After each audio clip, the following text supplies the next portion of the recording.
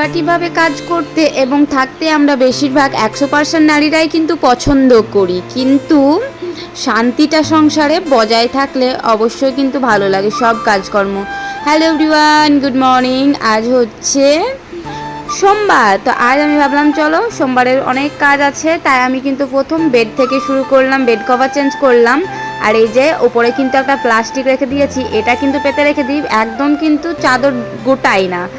তো আমার কিন্তু বেশ ভালোই লাগে এটা কেনার পর। দাম নিয়েছিল মাত্র কিন্তু 250 টাকা, 400 টাকা বলেছিল। আমরা বাঙালিরা জানোই তো, আমরা কিন্তু দাম দর করতে বেশ ভালোই পারি।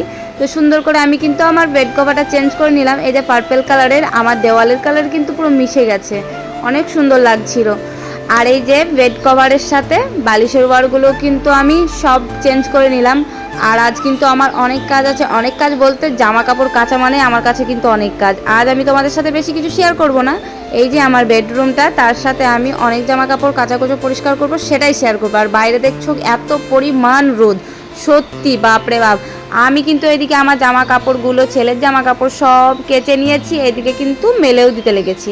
তো আর আমি তোমাদের সাথে আপাতত এটুকুই শেয়ার করলাম, কেননা বাইরে এতটাই গরম, আমি কিন্তু বেশিরভাগ ভিডিও শ্যুট করতে পারি না, এতটা পরিমাণে গরম, গায়ে এনার্জিও আসছে না।